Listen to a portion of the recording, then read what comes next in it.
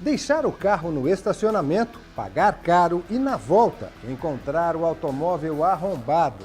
Já teve amigos meus que furtaram o step, já quebraram o vidro, já ouvi umas pessoas que quebraram o vidro, então qual é a segurança? Nenhuma. Em São Paulo, o estacionamento do Aeroporto Internacional de Guarulhos foi condenado a indenizar os clientes. O medo de perder a visão, saber que existe tratamento e não ter dinheiro para comprar o remédio. A gente fica muito de mãos atadas, assim, é muito complicada essa situação. Você depender do plano de saúde, você depender da saúde pública e não ter solução para o seu caso que não seja você se virar sozinho. Em Minas Gerais, uma paciente procurou a justiça e conseguiu o medicamento. O Ministério da Educação autoriza alunos trans e travestis a usarem nome social no registro da escola. Não tinha documento de nome social ainda, não tinha. O que eu conseguia colocar pra fora lá, externalizar, era usar as minhas roupas. Então, como eu cursava direito naquela época, eu ia de terninho, de gravata, com as minhas camisas, e eu ia trabalhar também desse jeito, que eu fazia um estágio ainda. Mas um sindicato de escolas particulares do sul do país entrou na justiça para não obedecer à norma. O que aconteceu? Veja agora, no Via Legal.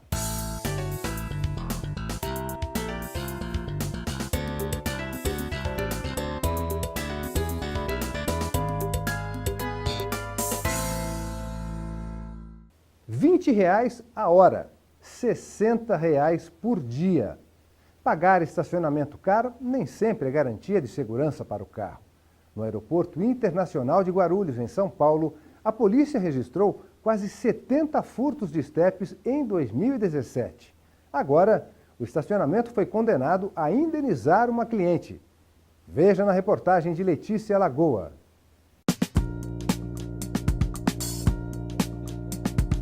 Estacionar o carro no aeroporto para Jefferson é mais vantajoso. Vai mais pela segurança, né? Pela comodidade, eu chegar no aeroporto e deixar o carro e já seguir viagem. Mônica também acha conveniente, mas reclama do preço e de certa insegurança. Eu já ouvi falar que já foram roubados o carro, eu ainda não tive nada de furto, nada. Mas já teve amigos meus que furtaram o step, já quebraram o vidro, já ouvi umas pessoas que quebraram o vidro, então qual é a segurança? Nenhuma, entendeu? Dentro do aeroporto, estacionamento do aeroporto, dentro.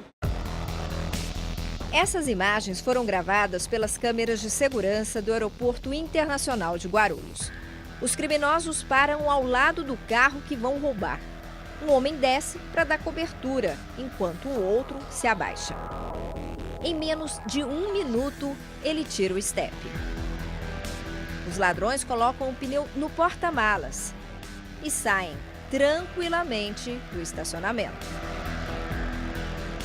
Foram feitas várias operações, foram acompanhamentos de meses, vasculhando todo o sistema de monitoramento, visando identificar os veículos que eles utilizavam, traçando toda uma rota, utilizando o sistema Detecta, que pegava trajetória que essas pessoas faziam na ida e na vinda para o aeroporto.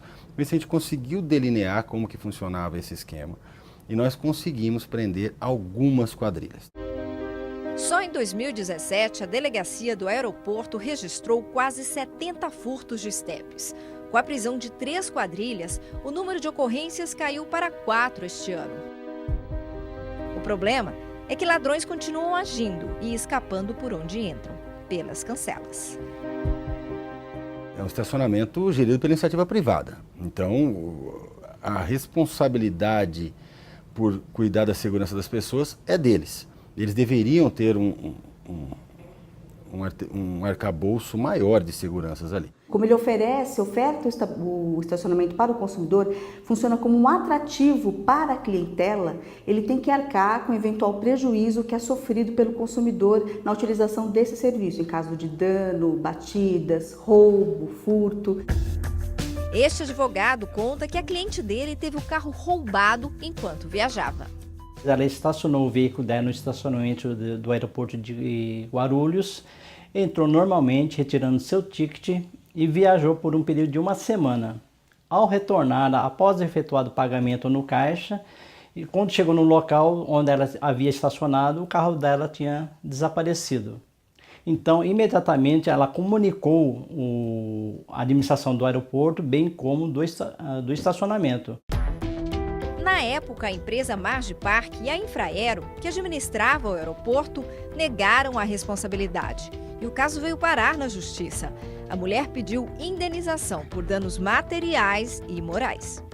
Danos materiais em relação ao reembolso do veículo. Danos morais porque ela esteve várias vezes no estacionamento, várias vezes na Infraero para tentar resolver, mas era o total descaso e por isso que ela não teve outra alternativa senão propor a ação judicial. A primeira instância de Guarulhos condenou as duas empresas a indenizarem a cliente e fixou os danos morais em 20% sobre o valor do veículo. No recurso, o Tribunal Regional Federal aqui em São Paulo teve outro entendimento. Responsabilizou apenas o estacionamento, mas se a empresa não cumprir, a cobrança será transferida para a Infraero. A Infraero informou que vai recorrer ao Superior Tribunal de Justiça. Já a Margipark vai aguardar o cumprimento da sentença e acionar a seguradora. E os clientes que usam o serviço querem apenas que os direitos sejam respeitados. Nossa taxa já é paga para isso, né? Pela segurança e comodidade do nosso carro e da gente. R$20 a hora é muito caro, muito caro. Eu acho um absurdo.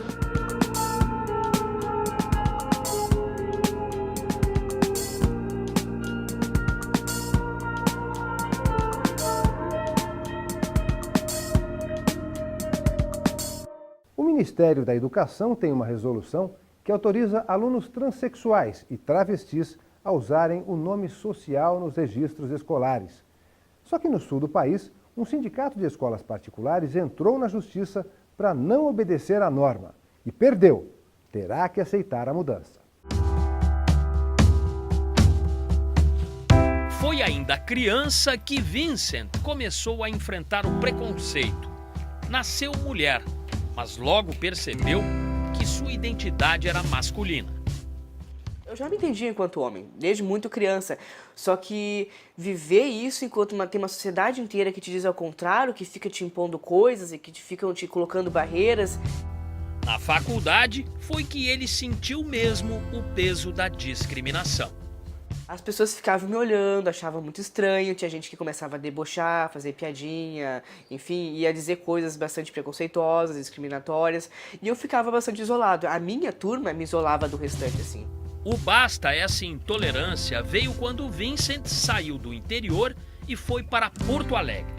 Não tinha documento de nome social ainda, não tinha. O que eu conseguia colocar para fora lá, externalizar, era usar as minhas roupas. Então, como eu cursava direito naquela época, eu ia de terninho, de gravata, com as minhas camisas, e eu ia trabalhar também desse jeito, que eu fazia um estágio ainda.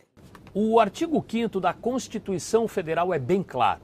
Todos são iguais perante a lei, sem distinção de qualquer natureza.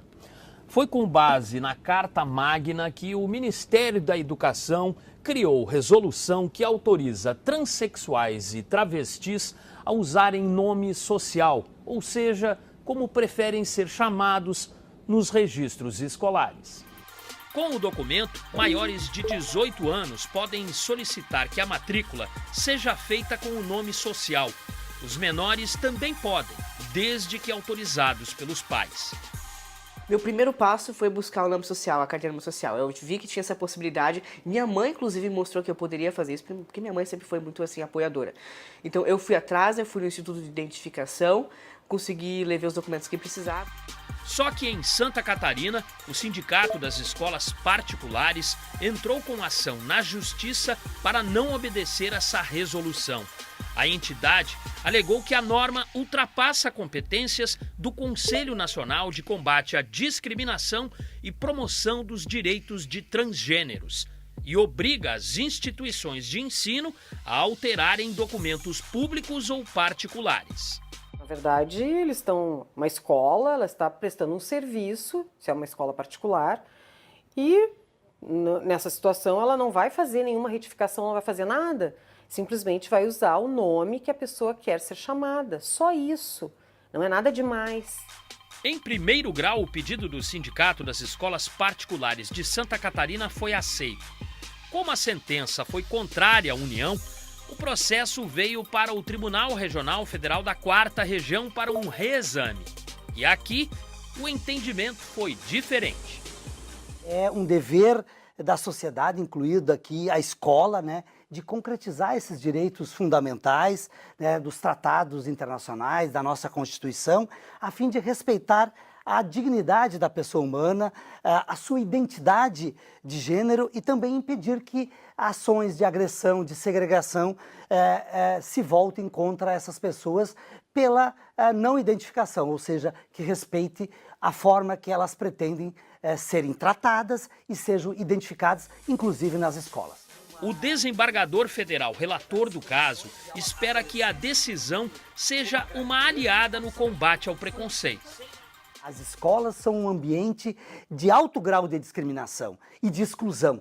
E quando a pessoa não se sente identificada desde o seu nome, isso pode gerar a discriminação, a agressão, a exclusão dos bancos escolares. Por quê? Que há um grande índice dos travestis se prostituírem? Porque um dos fatores é que eles não conseguem se manter na escolaridade, na sua formação, e aí, às vezes, o que resta é essas opções de vida. Um passo importante na caminhada de Vincent e de outros brasileiros. Hoje eu estou bem realizado, porque eu consigo fazer as minhas coisas, eu tenho meu nome retificado, então isso me abriu muitas possibilidades, inclusive de estar aqui trabalhando e me formando, né? Correr o risco de perder a visão por não ter dinheiro para pagar por um medicamento caro.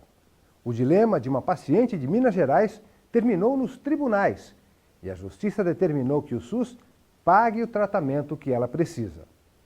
Sabe aquela dificuldade de enxergar alguma coisa que está mais distante? Pode ser um sinal de miopia, deficiência visual comum. Óculos de grau, lentes de contato ou cirurgia corretiva são soluções para o problema.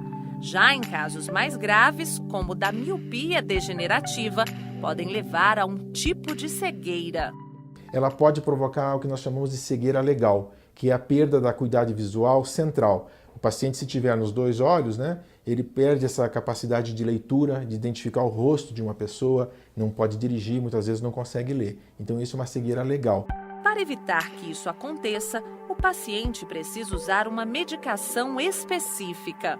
O único tratamento para esse tipo de lesão hoje são os medicamentos chamados antiangiogênicos, que são os medicamentos que agem somente nesses vasos doentes. É um medicamento, um líquido que é injetado dentro do olho, um procedimento muito simples, né? Colírio anestésico, se aplica esse medicamento e ele vai agir diretamente nesses vasos que estão lá dentro do olho. Eficaz no tratamento, mas um peso no bolso de quem precisa do remédio. Essa medicação é uma medicação cara e os planos de saúde não cobrem, no meu caso, né? Porque eu sou automíope.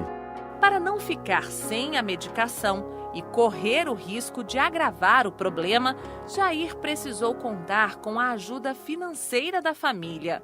A gente tem que fazer um esforço, né? Eu, felizmente, contei com a ajuda dos meus pais, que me ajudaram a financiar essa medicação. E assim, pelo menos na última vez, foi um gasto muito alto, né? Porque R$ 2.800 cada aplicação e foram 4, então dá mais de R$ 10.000 aí. Pô, R$ 10.000 é muito dinheiro para você ter assim, em cima da hora, de uma vez só. Dinheiro que uma paciente com esse mesmo problema não tinha. Ela precisou recorrer à Justiça Mineira para conseguir a medicação, que não está na lista do Sistema Único de Saúde, o SUS. Em primeira instância, o pedido foi aceito, mas a União não concordou. E o caso veio parar aqui, no Tribunal Regional Federal da 1ª Região, em Brasília. Ao analisar o processo, a 6ª turma do TRF1 manteve a decisão de primeiro grau com base no princípio constitucional de que todos têm direito à saúde e esse é um dever do Estado. Foram levadas em consideração também outras decisões do Supremo Tribunal Federal e Superior Tribunal de Justiça. Elas determinam que, se forem comprovadas a necessidade do medicamento e a falta de recursos financeiros, o Estado tem que garantir o tratamento do cidadão, como explica este advogado especialista em saúde. É direito do cidadão e é dever do Estado a prestação de serviços de saúde, inclusive o medicamento de alto custo. Então, quando o cidadão não é amparado por isso, o medicamento que foi prescrito pelo médico, foi receitado, porém não está catalogado na lista padrão do SUS ou até do plano de saúde da ANS, ele tem que buscar amparo no Poder Judiciário. A gente fica muito de mãos atadas, assim, é muito complicada essa situação. Você depender do plano de saúde, você depender da saúde pública e não ter solução para o seu caso que não seja você se virar sozinho. Então foi o que aconteceu comigo, provavelmente é o que acontece com muitas outras pessoas e a gente só pode lamentar, não tem muito o que fazer. O médico reforça que o tratamento é a melhor opção para esses casos. Ele só tem duas opções, ou ele faz essas aplicações e transforma essa lesão que ele tem numa sequela, numa cicatriz menor possível, porque a gente consegue secar isso com esse medicamento, ou ele deixa evoluir naturalmente. Ou evoluir naturalmente é provocar uma hemorragia inicialmente, depois uma fibrose, uma cicatriz que é irreversível. Uma vez feita a cicatriz, nenhum tratamento reverte.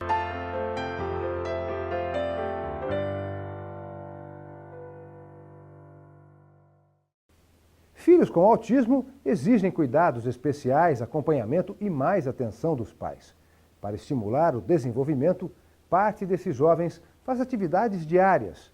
No Nordeste, um pai tentou conseguir um benefício previsto na Lei Orgânica da Assistência Social. Como o pedido foi rejeitado, ele procurou a Justiça Federal e conseguiu. Receber o carinho de um filho pode parecer algo natural, mas para quem tem um filho autista, um abraço ou um beijo da criança é uma grande conquista. Os pais de Isaac, de 6 anos, comemoram cada avanço do menino, que tem transtorno do espectro autista moderado. E a gente percebe que ele tem um contato melhor com outras pessoas, até com outras crianças, que a gente percebia que até então ele não gostava. O autismo é um transtorno de desenvolvimento grave que afeta o sistema nervoso. Os sintomas mais comuns são dificuldade de comunicação, de interagir socialmente, interesses obsessivos e comportamentos repetitivos. Não tem cura, mas o paciente pode ter grandes avanços se iniciar o tratamento o mais cedo possível. Os pais de Isaac descobriram que o filho é autista quando ele tinha 4 anos. O comportamento diferente do menino chamou a atenção dos médicos que o atenderam durante o tratamento de uma pneumonia. Quando ele teve a liberação da alta do internamento da pneumonia, foi quando a gente foi para o neuro, já encaminhado pelo Barão de Lucena para o Dr. Gustavo. E aí na consulta, ele perguntando desde o momento da gravidez até a idadezinha dele, de 4 anos, e me deu o laudo de que ele era autista. A partir daí, o tempo passou a ser o maior inimigo dos pais. Isaac precisava fazer terapias multidisciplinares para ajudar no desenvolvimento cognitivo. Mas com a renda da família de apenas um salário mínimo, não sobrava dinheiro para pagar o tratamento. Foi então que os pais entraram com pedido no INSS para que Isaac recebesse o benefício de prestação continuada. Ele representa um salário mínimo por mês. Tem direito pessoas com deficiência e idosos acima de 65 anos, que comprovem não ter condições de se manter financeiramente sozinho e nem com a ajuda da família. Mas o INSS negou o benefício. Para a instituição, a miserabilidade é comprovada quando a renda por pessoa da família for de pelo menos 1/4 do salário mínimo.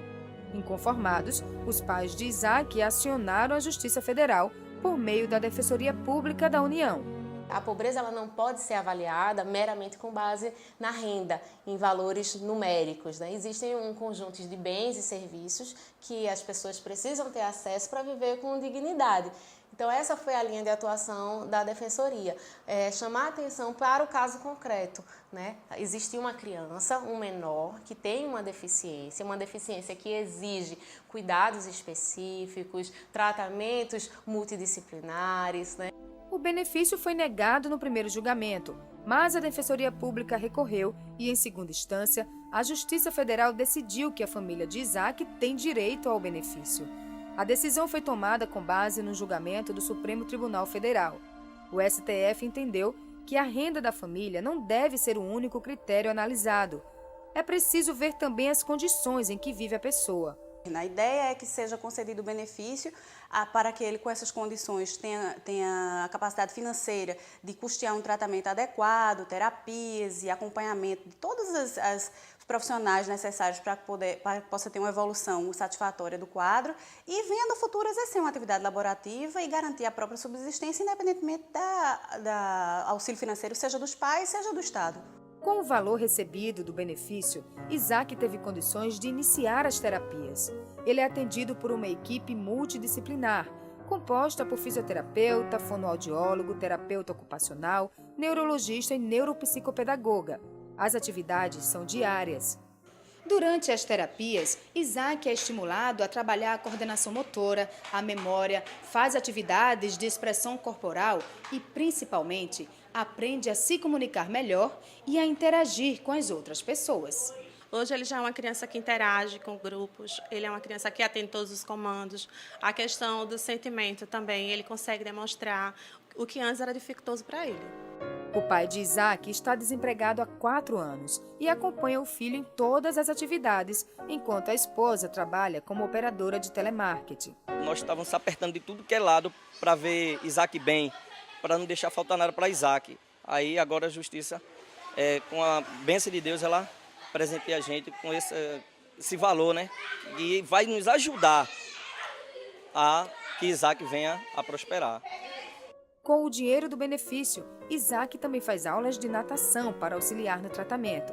E assim, o menino que antes não se comunicava com o mundo, começa a entender que ele existe e que há muito ainda a se descobrir. Quando uma empresa deixa de pagar impostos, ela passa a fazer parte de um cadastro de dívida ativa. A partir daí, começam a ser procurados bens ou valores que possam quitar esse débito. Mas quanto tempo deve durar essa busca? E se nada for encontrado, o que acontece? Essa discussão é chamada prescrição intercorrente. O repórter Tchê Oliveira explica. Esta advogada defendeu um economista que entrou na dívida ativa da União por causa de 14 execuções fiscais contra uma empresa dele, que fechou as portas. Um problema que trouxe várias consequências. Foram mais de 14 anos de processos. Então ele sofreu toda sorte de limitação, né? Até problemas pessoais, porque isso para o indivíduo, para a pessoa física, é uma situação muito constrangedora. Para a defesa, a culpa é da chamada prescrição intercorrente. Esta especialista explica que para pagar uma dívida de impostos, a justiça procura bens do devedor. Só que muitas vezes não são encontrados recursos que possam ser penhorados. Aí os prazos prescrevem e o processo é arquivado. Por exemplo, a Fazenda Pública vai cobrar um tributo, um ICMS de um contribuinte. Então ela vai executar, quando o contribuinte não paga e nem parcela, ela executa esse tributo e aí ela tem o prazo de 5 anos para tentar localizar os bens desse contribuinte para poder exercer a penhora. Se ela não localizar os bens, o processo é extinto com resolução do mérito, ou seja, extingue a execução fiscal e a Fazenda não pode mais cobrar esse tributo, no caso esse débito, do contribuinte. O problema, segundo ela, estava no entendimento da Justiça sobre a suspensão do prazo prescricional, enquanto se busca bens que possam quitar a dívida. O parágrafo 2º do artigo 40 da Lei de Execuções Fiscais determina que essa procura por bens deve durar 1 ano. Só depois disso começam a valer os 5 anos para a prescrição intercorrente. A discussão nos tribunais colocava de um lado quem entendia que o judiciário não precisava se manifestar para a suspensão do prazo e do outro, os que defendiam um ato jurídico formalizando o início do prazo. A questão de ter um prazo é importante porque assegura aquela pessoa que depois de um determinado prazo prescrito em lei, o risco dele ser executado não mais ocorrerá. O débito fica, mas o direito da execução não mais há. Então ele tem direito a seguir um caminho, né?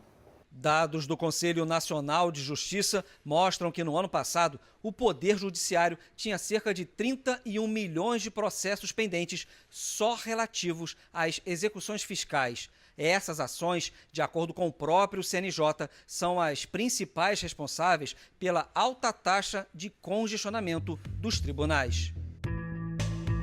Recentemente, o Superior Tribunal de Justiça definiu as teses de aplicação para a contagem da prescrição intercorrente. Ficou decidido que o prazo de 1 ano da suspensão da execução conta a partir do momento que a Fazenda saiba que o devedor não foi localizado ou que não há bens que possam ser penhorados. Com isso, não há mais necessidade de petição do devedor ou decisão do juiz. Durante o seminário Novas Tendências no Direito Processual, realizado no Tribunal Regional Federal da 2ª Região, o ministro do STJ, Marco Aurélio Belize, disse que a decisão pode afetar mais de 27 milhões de processos de execução fiscal. O STJ tem enfrentado essas questões importantes para a sociedade e tem tentado dar uma resposta à altura. Tema de importância capital hoje para o judiciário pelo volume de processos que estão represados. Então, é a resposta dos tribunais superiores e do novo Código de Processo Civil a questões que atormentam há tempo a sociedade brasileira.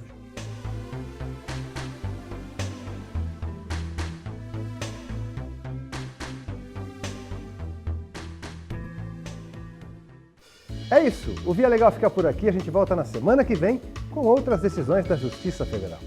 Gostou de uma matéria? Quer ver de novo? Mostrar para um amigo? Acesse as nossas redes sociais.